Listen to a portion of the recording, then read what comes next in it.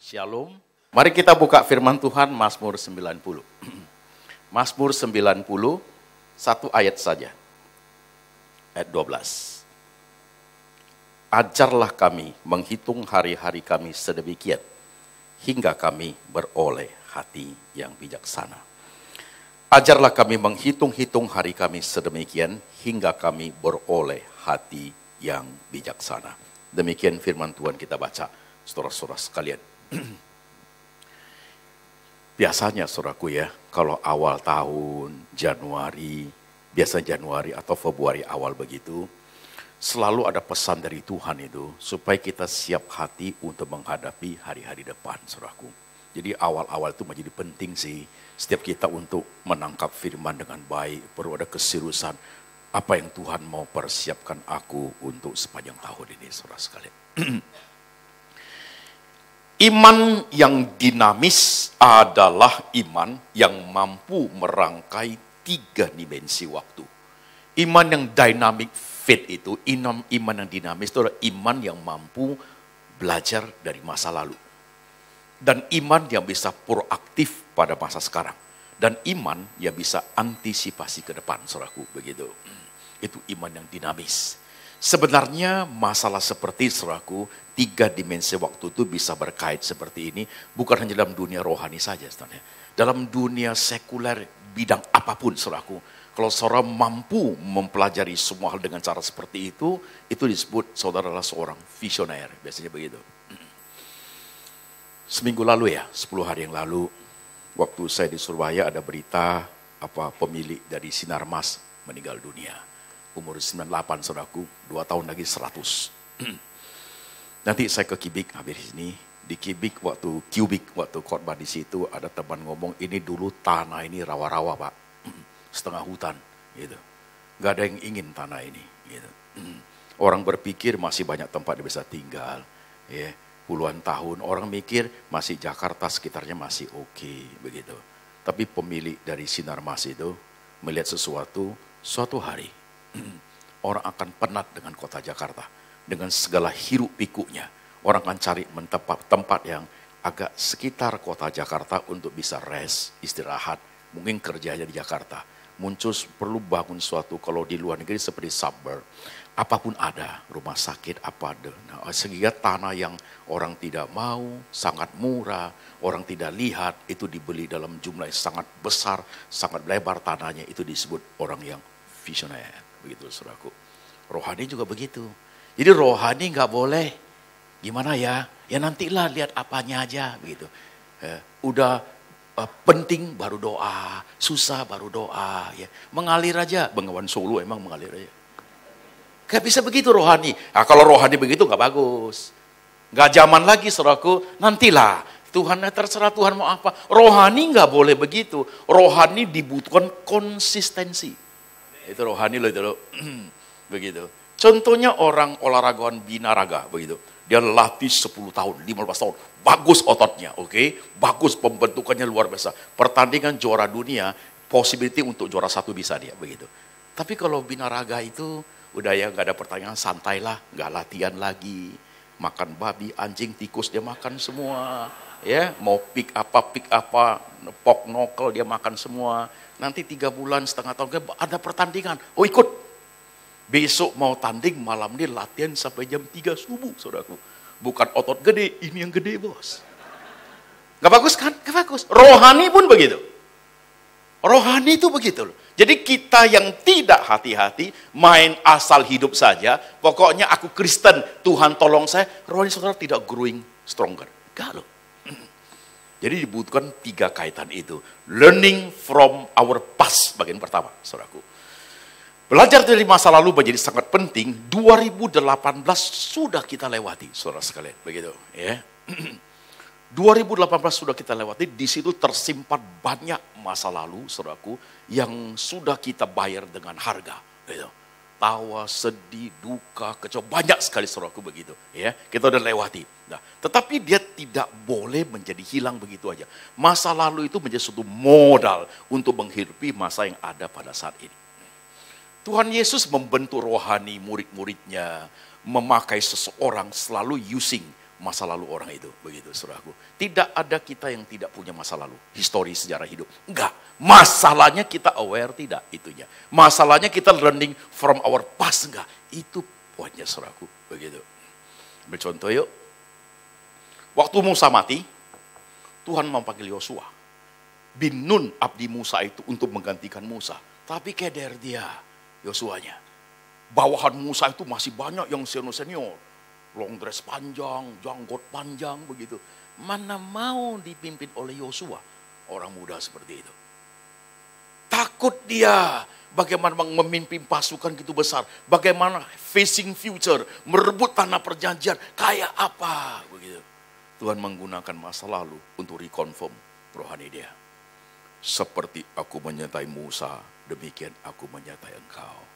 Ajudan itu ngerti, dia lihat kok Musa ini itu belah laut, ini itu semua. Dia lihat kok pertumbuhan rohani Musa kayak apa gitu. Tuhan reconfirm using his past. Dan Tuhan memakai sesuatu yang ke depan, di mana kakimu menginjak tanah itu, aku berikan kepadamu gitu. Dan Tuhan kembali kepada masa lalu. Seperti aku bersumpah kepada nenek moyang bangsa Israel. Itu dia saudaraku. Setiap kita punya loh. Lihat tuh Daud. Remaja tanggung kan, masih pipinya masih merah-merah. Tuhan sudah pakai dia, pakai ketapel itu loh. Bunuh raksasa. Bukan itu masa lalu yang hebat. Seperti suatu blueprint, cetak biru yang dicetak dalam hati Daud begitu. Dalam perjalanan dia menjadi panglima, menjadi raja, menghadapi resiko kematian apapun. Masa lalu itu kembali bekerja. Tuhan memakai aku sejak aku muda. Dia takkan pergi dari aku begitu. Saudaraku. Learning from our past. Kita punya loh itu. Tapi masalahnya serap belajar dari situ enggak? Saya sering berkata saudaraku, di 2018 itu pun tidak semuanya disebut bahagia. Suka duka ada dalam semua itu. Kalau saudara 2018 dapat berkat, dapat ini, dapat itu, Tuhan itu baik. Benar. You get single portion, masih ingat? Tapi di bagian hidup sisi yang lain, itu terjadi loh. Dan itu fakta hidup. Kesusahan, kesesakan, kehilangan orang kita sayang. Ya, saudaraku, sakit yang membuat kita shock begitu. Ya, tidak disayang cucu, wajar-wajar sekali saudaraku. Diagnosa dokter tiba-tiba sakit yang berbahaya, dipilot, ditipu orang, banyak hal dalam dimensi hidup ini. Ingat kalimat saya, kita tidak minta, tapi it could be happen saudaraku, begitu. Ya, dan kalau menghadapi hal demikian, kita mulai marah sama Tuhan. Kok begini Tuhan? Iman kita nggak bagus tumbuhnya. Kita tidak learning from our past, begitu saudaraku. Ya. Waktu menghadapi seperti itu kita kecewa, hitungan kenapa begini, kenapa begitu. Kita punya iman tidak sigap, ya, tidak dinamis faith-nya untuk menanggapi hal-hal seperti itu. Tapi kalau kita bilang bagian seperti itu pun yang ada air matanya, kesulitannya, keluh kesahnya, tidak bisa tidurnya, terhimpit, terpojok, kehilangan, kekurangan, tidak dihargai, difitnah pun menjadi bagian dari cara Tuhan membentuk rohani saya untuk memahami pekerjaan Tuhan, saudaraku. You get double portion. Dan semua orang Kristen seperti itu. Enggak, saudaraku. Berkat udah besar, luka dikit aja, rugi dikit aja, hitam sebelah lu mukanya. Kok gitu Tuhan? Itu bahaya Pak, itu bahaya. Rohani begitu adalah rohani yang sangat bersifat oportunis begitu. Itu bahaya. Jangan dong. Kembali ke masa lalunya.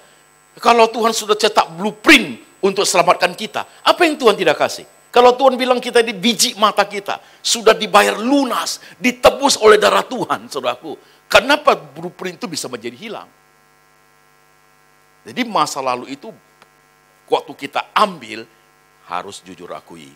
2018 sudah lewat sih, 2017-18 sudah lewat begitu. Tidak semua harus ditinggal loh.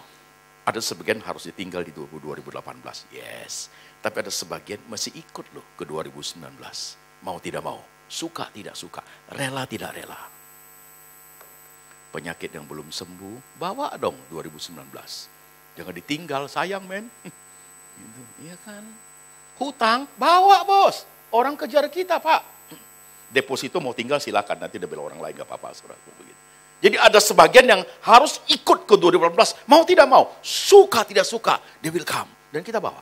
Maka itu disebut masa lalu menjadi modal yang kuat untuk memasuki masa sekarang, proaktif pada masa sekarang. Nah ketika orang itu saudaraku, waktu masa sekarang ini dia berpikir, Pak Pendeta, 2018 udah susah banget loh Pak. Ini baru awal bulan, awal tahun, baru awal bulan Pak. Ya, susahnya tambah minta ampun. Rasanya saya nggak kuat. Orang itu no future. Berarti dia tidak belajar dari masa lalu, masa sekarangnya amburadul, mana ada masa depan, saudaraku. Ya terserahlah, Tuhan mau apa ya terserah. Orang itu no future, saudaraku.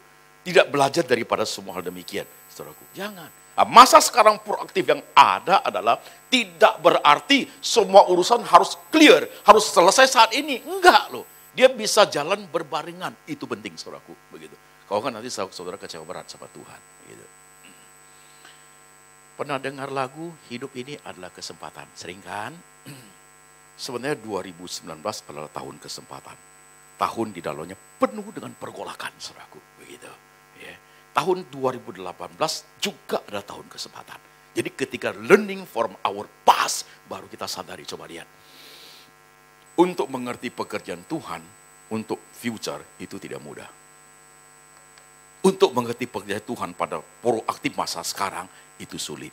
Jauh lebih mudah untuk melihat cara Tuhan kerja di masa lalu kita. Udah lewat sih, oh Tuhan maunya begini. Iya ya, kenapa saya begini ya? Oh itu jauh lebih mudah saudaraku. Jadi learning for our past itu suatu emas for our life. Suatu keharusan saudaraku. Jadi 2019 coba lihat. Banyak kesempatan kita yang lewat begitu aja loh. Coba lihat pelan-pelan.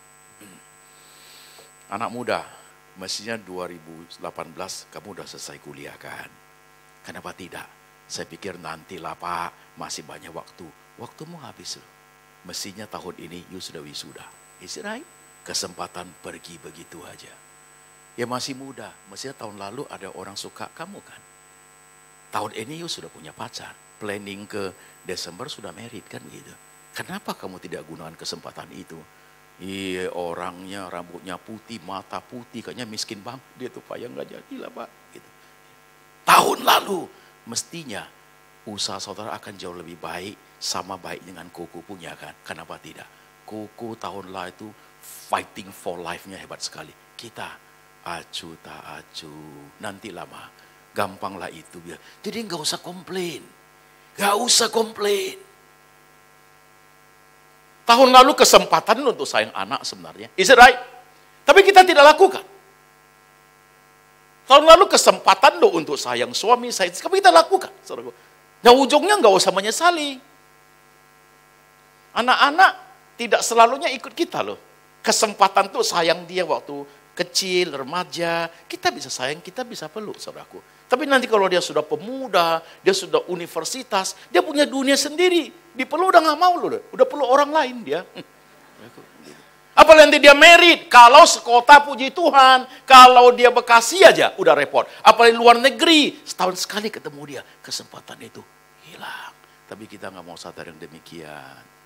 Nanti ujungnya baru, kalaulah, lagu lama lah itu, saudaraku. Gak baik loh, coba pelan-pelan lihat 2018. Mestinya, kalau saya hidupkan itu, saya baru kaget. Iya ya Pak, iya terus. Mestinya tahun ini kamu sudah tidak sakit. Karena sudah dianjurkan. Mau operation lah, mau apa. You tidak lakukan apa-apa. Uang ada, begitu.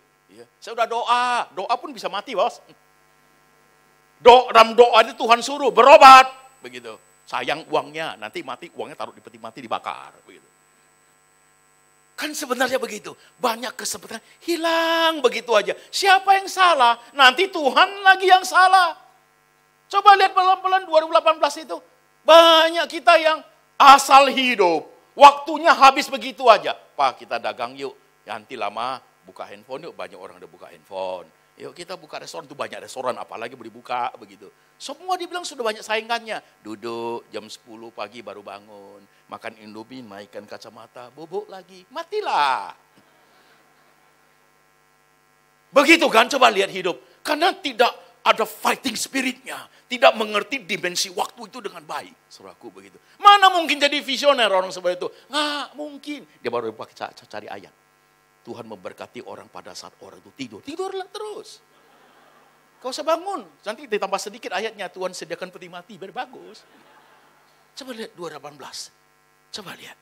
Kayak apa kita hidup. Apalagi yang muda-muda itu. Coba lihat. Kuliah gak mau. Apa gak mau. So what? Jadi apa? Nanti lihat orang sukses baru iri sama orang. Gak ada arahnya hidup ini. Visioner kah itu?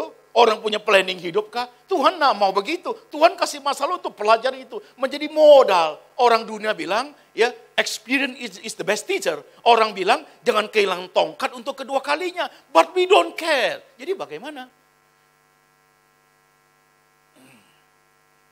Kesempatan itu tidak selalu datang. Gak selalu datang. Kalau bangsa Yunani itu bagus. Ya, Yunani culture itu, setiap hal yang penting ada dewanya loh. Kalau dewa waktu, mereka punya orang dia itu. Gede, kepalanya gundul, itu dewa waktunya mereka. Di sini tumbuh rambut sedikit di depan, itu dewa waktu. Dan filosofinya bagus. Jadi ketika dewa waktu itu datang, kesempatan datang di depan kamu, cepat sigap tangkap. Karena rambutnya di depan. Orang rohani, orang bijak, orang pintar, selalu menggunakan kesempatan dengan baik. Itu visioner. Gitu. Tapi kalau orang tidak bijak, orang asal hidup, kesempatan datang, nantilah kapan-kapan juga bisa. Setelah dewa waktu lewat, suatu hari menyesal, baru mau kejar, mau tangkap kesempatan itu udah nggak ada, kepalanya gundul. Nggak dapat dia. Bagus ya orang Yunani ya. Jadi meaningnya dalam. Kan di belakang nggak bisa ditangkap gitu. Berapa banyak kita seperti itu. Nah, sekarang kita main ini. Umur saya 53. Oke. Coba prediksi, saya bisa tahan berapa tahun? Katakan saya bisa tahan 20 tahun, 73. Oke? Pak, Bu, yang senior-senior, ya, 20 tahun itu seperti giliran jaga satu malam. Cepat sekali. Seperti giliran jaga satu malam itu, 20 tahun itu. Kalau saya 53, hidup saya singkat sekali seperti giliran jaga malam. Gimana saudara yang 60? 63, 68, 70, 73. Bukankah kesempatan itu jauh lebih sedikit? Ya. Nah bagi yang di bawah 50, jangan senang dulu. Bisa duluan bos. Nah, kita perlu ambil hikmat dari hidup Tuhan Yesus 33,5 tahun. So short kesempatan itu. Ya, saudaraku. Jadi yang muda-muda ambil hikmat dari situ. Begitu. Bukan karena unsur masuk durasi panjang tuanya. Bukan juga takut pendeknya. Bukan itu lagi. Jadi ketika ambil hikmat 33,5 tahun. Yesus mencatat sejarah. Namanya tertulis dalam tinta emas. Banyak tokoh-tokoh abad-abad di belakang kita. Hari ini kalau kita ingat namanya. Orang hebat dia. Itu saudaraku. Jadi now. Kalau sampai di sini kita bicara bukan panjang pendeknya usia lagi. Not duration of life. Tetapi apa? Kualitas of life. Quality. Itu penting men. Jadi saudara sudah merasa, Pak saya sebenarnya kadang-kadang takut mati. Saya sebenarnya ini. Bukan bicara tua muda lagi. Bicara panjang pendek usia lagi. Bicara mengenai kualitas hidup.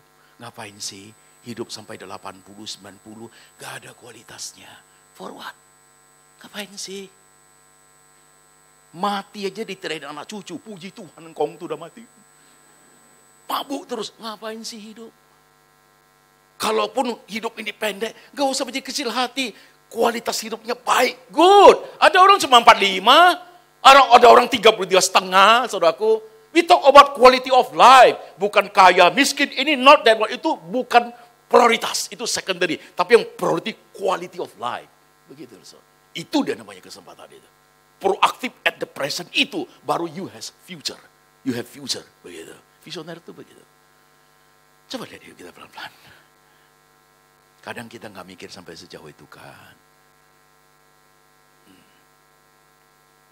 Kita hanya pikir, aduh kalau aku mati gimana Pak? Mati gimana Pak? Istri masih muda. Itu aja yang dipikirin. Gitu. Kalau nggak ada uang udah cepat mati aja. Itu not that one man. Tapi quality of life. Saya pernah cerita, masih ingat nggak?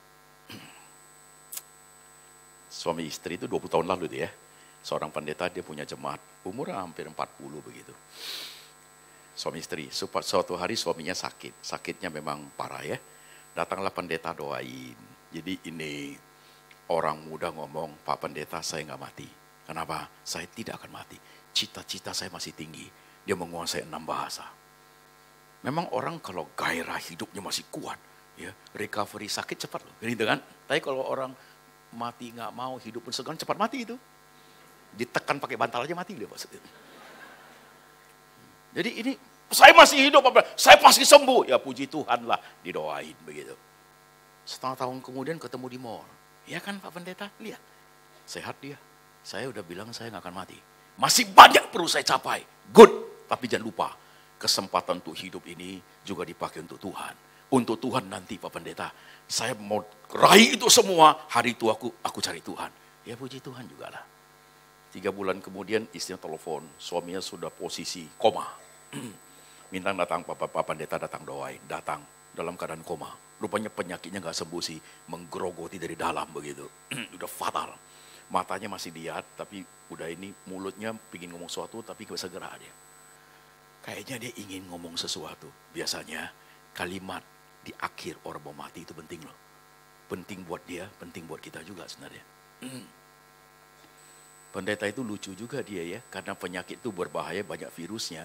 Dia pingin dengar. Ya kalau dengar kan kupingnya masih dekat gitu kan. Dia doain dulu.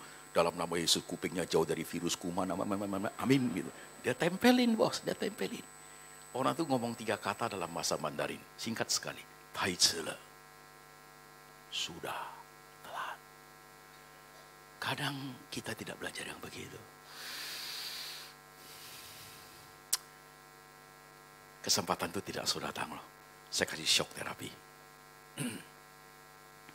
Kursi yang saudara duduki hari ini, suatu hari saudara tidak boleh duduk lagi. Coba aware sedikit. Diganti oleh orang Kristen yang lain karena kesempatanmu habis.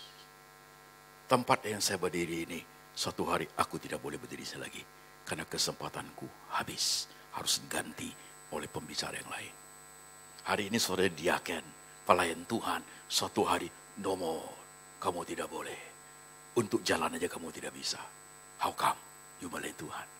Dengan kesadaran seperti itu, baru kita bisa menggunakan proaktif sekarang itu. Dia seperti mesin, hidup oleh saudaraku begitu. Itu dia sebenarnya. Belajar dari orang-orang besar itu, kenapa dia bisa tegar begini. Persoalan begitu hebat, tapi semangatnya apa? Karena mereka memahami dimensi waktu yang demikian. Setiap kali saya khotbah di situ duduk sebelum naik, saya khotbah dari doa apa? Tuhan, hari ini saya akan khotbah yang terbaik yang saya miliki. Saya tuangkan ke jemaat. Maybe tomorrow bukan waktunya saya. Membuat itu 3 dimensi of the future, maybe that is not mine. Today I will do my best. Tomorrow sudah pas. I learning from that point begitu. Jadi hari ini dia seperti 3 dimensi bertemu mereka suatu listrik yang besar, saudaraku begitu. Ya khotbahnya mau beri segini, mau 5.000, mau 100.000, sama kekuatannya, sama, saudaraku begitu. Kalau besok masih punya kekuatan, masih ada anugerah, lebih sungguh lagi. Sampai kapan? Benar-benar waktu itu habis begitu. I preach as if I will die tomorrow. Saya khotbah seolah-olah besok saya sudah nggak ada kehidupan. Membuat saya seperti ini hari ini saudaraku. Datang pun lebih awal sudah menjadi lifestyle. Tapi you lihat orang ya. You lihat orang saudara ya. Telat terus, santai. Kayak dunia ini. Ya, tsunami ya mak. Nonton TV lagi dia. Bagi dia, apa sih? What is life? Tuhan tidak mau loh kita hidup seperti itu. Ajar kami menghitung hari-hari kami. Supaya kami beroleh hati yang bijaksana. Ya. Pelayanan tidak berarti, saudaraku, pelayanan tidak berarti hanya gereja loh. Enggak loh. Pelayanan dalam bentuk meaning yang global, saudaraku, menjadi super taxi Grab itu pelayanan loh Pak. Menjadi cleaner service itu pelayanan loh. You doing business itu pelayanan loh itu loh. Saudara menjaga anak-anak supaya SD, SMP, SMA-nya bagus, itu pelayanan saudaraku. We come to serve. Kita datang untuk melayani umat loh. Melayani orang-orang yang hidup di keliling kita. Jadi terang dan garam. Itu pelayanan loh Pak. begitu. Baru masuk ke konteks gereja, itu lebih spesial begitu. Jadi we come to serve. Bayangkan hidup ini. Anak muda, papa mamamu ada, uang ada, semua cukup. Kamu gak mau kuliah, jadi kamu maunya apa? Kesempatan Tuhan kasih kamu begitu besar. Kamu gak mau. Jadi kamu maunya apa? Yang sudah lulus dari luar negeri, sekolah begitu kos pulang. Papa mama setengah mati fight di sini untuk bisnis. Atau ada bisnis keluarga. Ready for you. You sudah tamat S2, S3. Mungkin sudah PhD. Permanent head damage, sudah rusak kepalanya. Udah pulang. Ya. Dikasih dagangnya gak mau. So what? Jadi mau apa? Mau apa? Saya kan ini. Oke, you belajar di sana canggih teknologinya. Sampai sini, usaha papa kamu yang kolot itu buat modern. Dibuat online segala macam kan bisa. Gak mau. So what? So what? Coba pikir sebentar yang muda-muda. So what? Jadi mau apa? Gak membaca cara kerja Tuhan. Silakan you punya suatu ide, tapi kembangkan usaha papa mamamu yang sudah rintis begitu lama. Itu ke Tuhan yang kasih loh itu loh. Terusin dengan buat lebih canggih lagi, lebih profesional lagi sesuai dengan zaman yang you hadapi sekarang. Is it right? Kan mesti begitu. Juga uang dari papa mama untuk sekolah kan kok. Begitu. Kalau mau pakai link, past, present, and future. Saudara mau ada usaha sampingan, go on, silakan. Saya sukanya art, Pak. You bangun art silakan, tapi you punya ancestor itu gak boleh kamu tinggalin. Kayu hidup dari situ, men. Coba kita pikir kadang-kadang kita itu gak punya hikmat. Mau hidup semau kita, gitu. Mengalir aja, Bengawan Solo. Jangan dong. Semua ada historinya loh. Coba baca belakang baru kaget. Tuhan sebenarnya maunya begitu, aku belok, susah lagi hidupnya nanti. Nah, orang-orang yang seperti itu, ya, ujung hidup future-nya, kalau dia fulfill, dia penuhi semua, ujungnya tidak ada penyesalan. Kalau dia tidak penuhi, saudaraku, so hidupnya kelihatan. Seandainya dulu aku, itu lagu lama muncul lagi. Kita tidak pernah bisa memutar sejarah. Time never return, waktu tidak pernah putar balik. Ibu-ibu yang hari ini sudah anaknya 4, ya, lemaknya 4 susun, anaknya 4. Dia lost 6 anaknya, begitu. Seandainya aku dulu masih anak gadis, ke Tiwo, ke Teh Bunga, udah enggak Bu, enggak mungkin balik Bu. Anakmu mau simpan di mana? Itu lemak mau taruh di mana Bu? Udah enggak mungkin return. Nah itu orang-orang tuh ujungnya kalimat penyesalan semua. Seandainya dulu aku muda begini, itu namanya dia tidak menggunakan kesempatan itu dengan baik. Tapi kalau orang menggunakan kesempatan baik, kalimatnya beda. Seperti Daud. Aku mau diam di rumah Tuhan sepanjang masa. Dia tahu kesempatan sudah habis. Dia sudah isi semua. Sekarang mau pulang. Paulus jelas. Aku akan meninggalkan tubuhku kemah tua ini. Waktunya udah habis. Mau pulang dia. Yesus jelas. Short loh itu. 33,5 tahun. Ujung hidupnya di atas kayu salib. Dia ngomong genaplah sudah. Kalau dia menyesali dia akan mengatakan menyesalah aku. No. Genaplah sudah, 33,5 saya isi semuanya, I die for you. Coba lihat. Saudara tinggal pilih nanti future-nya. Mau kalimat penyesalan atau kalimat yang mengatakan, aku siap Tuhan untuk pulang. For my life, suatu hari kesempatanku habis, saudaraku, gak ada penyesalan, aku pulang. Karena yang saya lakukan sudah yang terbaik, I give. Sudah yang terbaik. Gak ada penyesalan, Tuhan pakai masa lalu kok. Inilah tubuhku, inilah darahku, jadilah akan peringatan. Itu masa lalu itu, dikonfirm setiap bulan. Is it right? Itu masa lalu itu, saudara, 2000 tahun yang lalu itu. Tidak ada penyesalan, karena I have done my best. Saya sudah menggunakan semua yang ada, saudaraku. Suatu hari, mau hari ini, mau besok, mau 2 tahun lagi, mau 20 tahun lagi, nggak ada penyesalan. I have done my best. Sudah bagus, saudaraku. Tuhan aku pulang. Selesai. Soal anak istri Tuhan yang jagalah. Itu kan caranya Tuhan, saudaraku. Iya kan? Tapi kalau tidak, saudaraku, orang nyesal terus. Nyesal terus hidup ini. Coba lihat kembali ke diri masing-masing. Gunakan awal Februari ini. Ini depan-depan tahun, bulan-bulan depan ini strugglingnya hebat. Untuk sedunia dan konteks Indonesia juga. Sosial, politik, budaya. Tahun ini, bulan ini Imlek. Maret kampanye. April pemilu. Jumat Agung Paskah, saudaraku. Ya, belum ditambah dengan hidupmu yang sulit. Mau diputusin pacar, lengkap lah itu semua, saudara. Tidak disayang cucu, nah itu sedih itu, saudaraku. Saya belakangan ini ketemu beberapa teman yang mulai agak tua-tua. Hebat ngomongnya, sampai saya belajar mikir. Pak, kenapa? Kemarin aku main sama cucu, dia suruh naik kuda-kuda, Pak. 60 masih kuat begitu. Cucu di Jakarta, Pak. Aku dari Surabaya terbang ke Jakarta. Hanya untuk apa? Ngapain? Lihat cucu, udah itu balik lagi. Tahu dia ngomong apa? Iya, cucu itu sebenarnya lebih dari anak loh. Dia bisa gitu loh orang. Rupanya manusia itu sampai ke tahap itu, dia ada lihat cucu aja senang loh dia loh. Apalagi saudara bisa lihat cicit. Is it right? Kesempatan itu. One day, no more. Jikalau kita mengerti firman dengan baik, saudaraku, hidupmu itu seperti kena strum. You akan fight, you akan berpacu dengan waktu. Coba perhatikan orang-orang besar zaman dulu, saudaraku.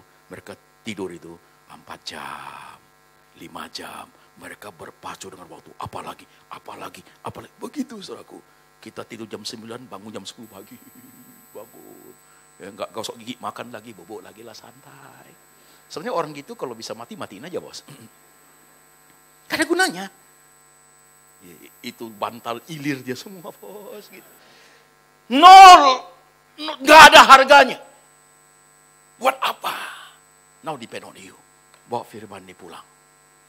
Pahami dengan baik hidup ini, saudaraku. Saya nggak tahu kamu siapa. Ingat? Tidak ada pesan sponsor. Ya, ingat, saudaraku. Mungkin hari ini tajam sekali, nusuk sekali jantungmu. Ini artinya Tuhan sedang ngomong sama saudara. Yes. Kita yang pelayanan juga sama. Ingat, penyanyi, WL, one day, you nggak boleh lagi loh. Ya, remember, nggak boleh lagi. Mau dipaksa pun tidak bisa. Sudah orang lain. That is not our time anymore. Sedikit lagi sebelum akhir. Coba shock terapi sederhana. Iya, Pak. Minggu lalu kita bawa reuni teman-teman lama. Tadi saya dengar dia kena serangan jantung. Who knows tomorrow?